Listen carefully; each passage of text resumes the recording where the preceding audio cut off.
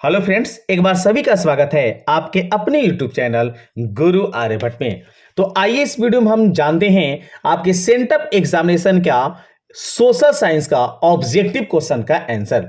ऐसे इस क्वेश्चन में आपको 80 प्रश्न दिए गए हैं और इसमें से केवल आपको 40 प्रश्नों का ही सॉल्यूशन ढूंढना है।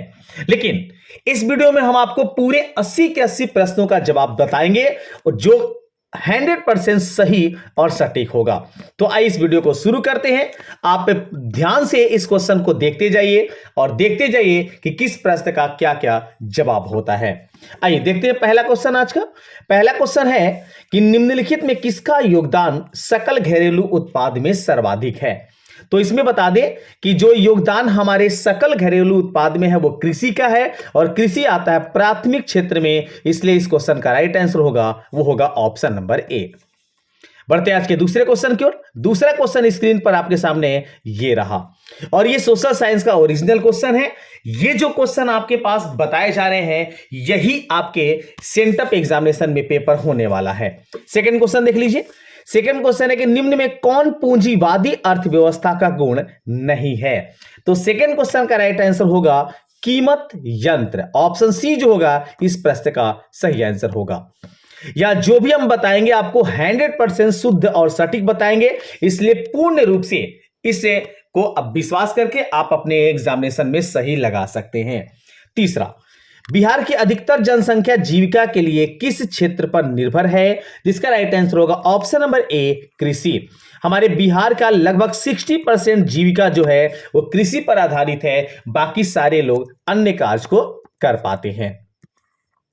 देखते हैं आज का चौथा क्वेश्चन। इस सोशल साइंस में क्या पूछा गया था। तो प्रश्न है कि बैंक का एजेंसी कार्य करती है या है। तो बैंक का एजेंसी क्या करती है, तो बीमे की किस्त का भुगतान करती है, इसलिए इस प्रश्न का राइट आंसर होगा ऑप्शन नंबर सी।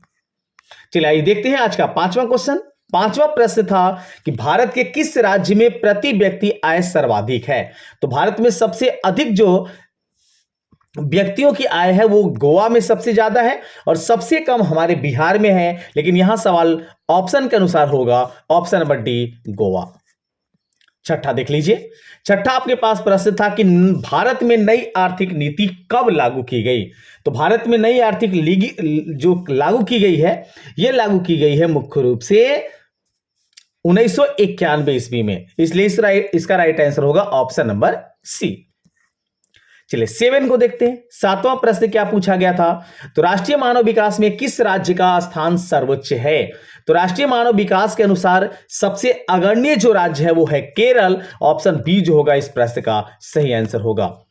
थोड़ा सा तेज प्रश्नों को हम करने का प्रयास करेंगे ताकि आपका समय बचा सके और आप जल्दी जल्दी प्रश्नों को देख सके।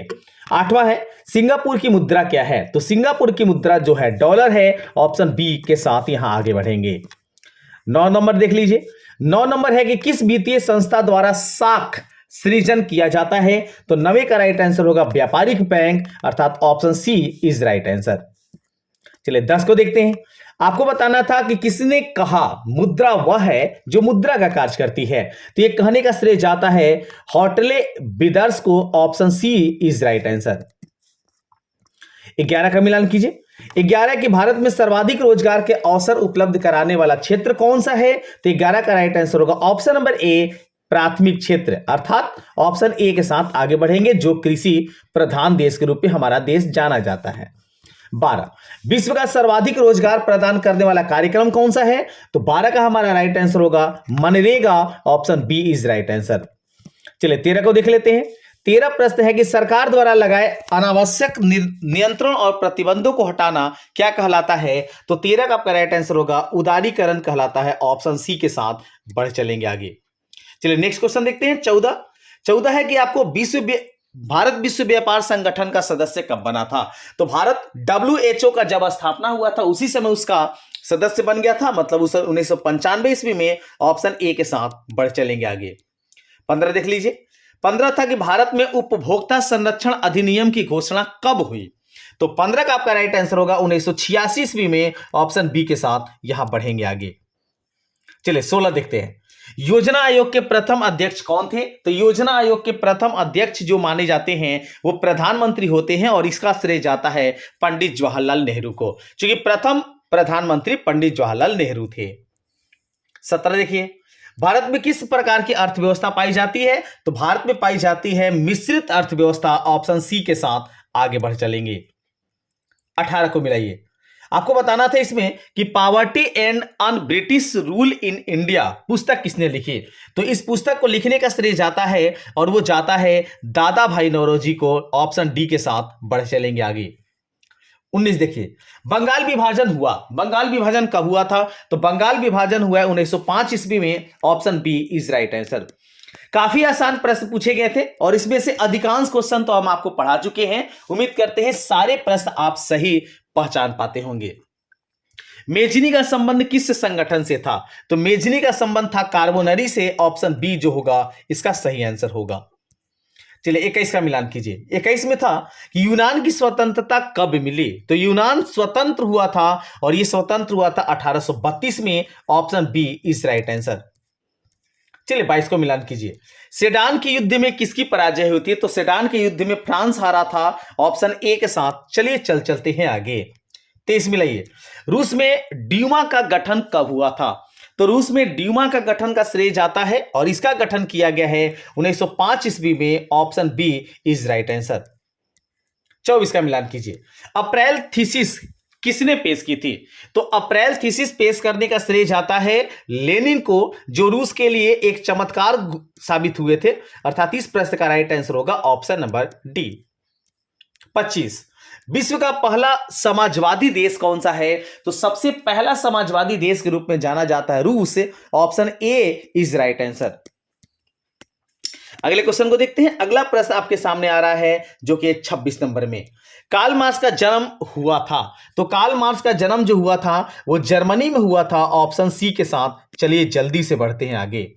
27 को देखिए, वियतनाम की राजधानी कहां है? तो काफी आसान क्वेश्चन है। वियतनाम की राजधानी जो है वो है आपका हनोई, ऑप्शन ए के साथ। चलिए जल्दी से बढ़ चलते हैं आगे। 28 को मिलान कीजिए। किस समझौते के तहत वियतनाम को दो भागों, उत्तरी वियतनाम और दक्षिणी वियतनाम में बांट दिया गया था? तो यह बांटा गया है जेनेवा समझौता में, जो हुआ था 1954 ईस्वी में। इसलिए इस प्रश्न का राइट आंसर होगा ऑप्शन नंबर सी। या जो भी आपको बताया जाएगा सटीक और सही आंसर बताया जाएगा, इसलिए चैनल पर अगर नए होंगे तो जरूर चैनल को सब्सक्राइब कर लेंगे ताकि सबसे पहले आपको अपना आंसर की प्रदान किया जा सके। चलिए 29 देखते हैं। कांग्रेस से किस अधिवेशन में पूर्ण स्वराज की घोषणा की गई थी? तो इसका राइट आंसर होगा लाहौर अधिवेशन, option A is right answer. अगला क्वेश्चन देखते हैं। अगला प्रश्न आपके सामने 30 नंबर में था कि धरासना में किसके नेतृत्व में नमक सत्याग्रह हुआ था? तो इसका राइट आंसर होगा 30 का, और ये राइट आंसर होगा option number C, Sarojini Naidu, अर्थात ऑप्शन सी के साथ। चलिए बढ़ चलते हैं आगे।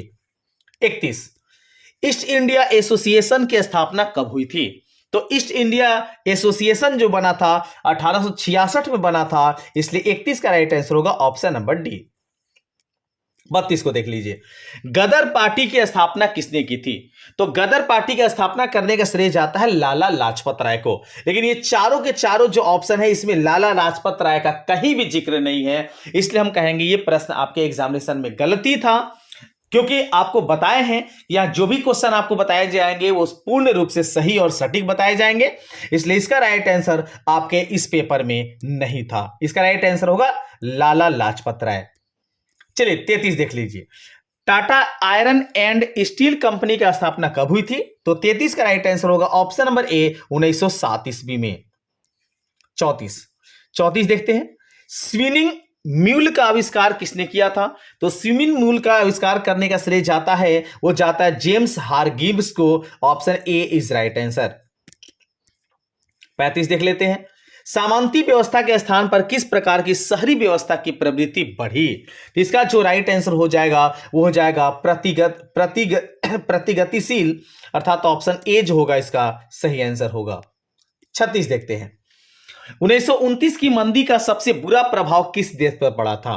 तो 1929 में जो मंदी हुआ था उसका सबसे बुरा प्रभाव पड़ा था संयुक्त राज्य अमेरिका पर, अर्थात option C is right answer. चलिए 37 देख लीजिए, न्यू डील का संबंध निम्न में से किसका था? तो न्यू डील का संबंध जो है वो आर्थिक नीति से है। ऑप्शन डी जो होगा इसका सही आंसर होगा। 38 देखते हैं, अंतर्राष्ट्रीय मुद्रा कोष की स्थापना कब हुई थी? तो अंतर्राष्ट्रीय मुद्रा कोष बना है 1945 ईस्वी में। Option A is right answer. चलिए 39 देख लीजिए, मुद्रण कला का आविष्कार कहां हुआ? तो मुद्रण कला का आविष्कार हुआ है चीन में। चूंकि प्रिंटिंग प्रेस का श्रेय जाता है चीन को, इसलिए इस प्रश्न का राइट आंसर होगा आपका ऑप्शन नंबर सी। 40 देख लेते हैं, प्रथम पेपर मिल की स्थापना किस देश में हुआ था? तो प्रथम पेपर मिल जो बना था यह बना हुआ है जर्मनी में, इसलिए इसका राइट आंसर होगा ऑप्शन नंबर बी। तो हम आपको बता दें कि 40 प्रश्न ही आपको जवाब देने थे, लेकिन इस वीडियो में जैसे आपको बताया गया कि पूरे के पूरे 80 क्वेश्चन हम आपको करके बताएंगे, ताकि आप इसका अभ्यास करके अपने फाइनल एग्जामिनेशन में भी अच्छे से अच्छे अंक प्राप्त कर सके। 41, 95 थ्रेसिस के लेखक कौन है? तो 41 का आपका राइट आंसर होगा option number D, Martin Luther. Option D के साथ चलिए बढ़ चलते हैं आगे। 42 देखते हैं, संवाद कौमुदी किस भाषा के समाचार पत्र है? तो ये बांग्ला में लिखा गया है। Option A is right answer. 43, Rousseau कहां का दार्शनिक था? तो रूसो दार्शनिक के रूप में जाना जाता है फ्रांस का। Option A is right answer. चलिए अगला क्वेश्चन देखते हैं। 44 में बताना था कि गोल घर का निर्माण कब हुआ था? तो गोल घर बना हुआ है 1776 में, जो पटना में है, और इसे बनाया गया था अनाज रखने के लिए अंग्रेजों के द्वारा। 45, असहयोग आंदोलन का प्रस्ताव कांग्रेस से किस अधिवेशन में पारित हुआ था? तो यह पारित हुआ था मुख्य रूप से सितंबर 1920 कलकत्ता अधिवेशन में। 46 को देखिए, ताशकंद में भारतीय कम्युनिस्ट पार्टी की स्थापना किसने की थी? तो 46 का राइट आंसर होगा A M N Roy. Option number B. 47, young Italy की स्थापना किसने की थी? तो यंग इटली की स्थापना करने का श्रेय जाता है मेजनी को। ऑप्शन ए जो होगा इसका राइट आंसर होगा। अगर अभी तक आप एग्जामिनेशन नहीं दिए हैं तो एग्जामिनेशन दे लीजिए, यही क्वेश्चन आपके एग्जामिनेशन में आने वाले हैं। और अगर आप एग्जामिनेशन दे के आ चुके हैं तो सटीक और सही आंसर के लिए जरूर एक बार पूरे वीडियो को जरूर देख ले। भारतीय संविधान का सभा गठन कब हुआ? तो भारतीय संविधान का सभा गठन हुआ था ऑप्शन नंबर ए 1946 ईस्वी में। 49, निम्न में कौन संघ सूची में आता है? तो पुलिस जो है ये संघ सूची में आता है। Option D is right answer. 50, संविधान संशोधन हेतु संसद के दोनों सदनों में किसका बहुमत आवश्यक होता है? तो 2/3 होता है। Option C is right answer. 51 देखिए, राष्ट्रीय स्तर पर पंचायती राज प्रणाली की शुरुआत किस समिति की अनुशंसा पर हुई है? तो इसका राइट आंसर होगा बलवंत राय मेहता समिति। Option D is right answer. चलिए अगला क्वेश्चन देखते हैं। अगला प्रश्न आपके सामने 52 नंबर में है कि संविधान का कौन सा संशोधन विधेयक पंचायती राज प्रणाली से संबंधित है? तो 52 का राइट आंसर हो जाएगा, वो हो जाएगा ऑप्शन नंबर बी 73वां। 53, पंचायती राज व्यवस्था का दूसरा स्तर निम्न में से कौन सा है? तो 53 का राइट आंसर होगा ऑप्शन नंबर सी पंचायत समिति। 54 देखिए, 1975 के आपातकाल के समय प्रधानमंत्री कौन थे? तो उस समय प्रधानमंत्री कांग्रेस की इंदिरा गांधी थी। Option A is right answer. 55, चिपको आंदोलन का प्रारंभ किस राज्य में हुआ है या किस राज्य से हुआ है? तो उत्तराखंड से हुआ है, और यह हुआ था 1972 ईस्वी में, जिसके मुख्य नेता सुंदरलाल बहुगुणा को माना जाता है। चलिए 56 देखिए, निम्न में कौन राष्ट्रीय राजनीतिक दल है? इसका राइट आंसर होगा भारतीय communist party. Option D is right answer. 57, सूचना का अधिकार आंदोलन कहां शुरू हुआ है? तो यह हुआ है राजस्थान में। Option A is right answer. 58 मिलाइए, महापौर का कार्यकाल कितने दिनों का या कितने वर्षों का होता है? तो 5 वर्षों का होता है। ऑप्शन बी के साथ चलिए बढ़ते हैं आगे। 59, हरित क्रांति से किस राज्य को आर्थिक लाभ हुआ है? तो हरित क्रांति से हरियाणा, पंजाब, उत्तर प्रदेश सभी को लाभ हुआ है, इसलिए हम कहेंगे इसका राइट आंसर होगा ऑप्शन नंबर डी। 60 को देख लेते हैं, पानी के निजीकरण के विरुद्ध कहां संघर्ष हुआ था? तो यह हुआ है बोलिविया में, अर्थात option D is right answer. 61 देखिए, भारत में किस प्रकार की दलीय व्यवस्था है? तो बहुदलीय व्यवस्था भारत में है। Option C is right answer. 62, Madhav Kumar किस देश के पूर्व प्रधानमंत्री हैं? तो माधव कुमार जो हैं ये नेपाल के पूर्व प्रधानमंत्री हैं। Option B is right answer. 63 देखते हैं, 63 आपका था कि भारत में प्रथम चीनी मिल की स्थापना किस राज्य में हुई है, तो यह हुआ है उत्तर प्रदेश में। Option B is right answer. 64 मिलान कीजिए। 64 में था कि चरक का संबंध किस देश से है, तो चरक का संबंध हमारे भारत देश से है। Option C is right answer.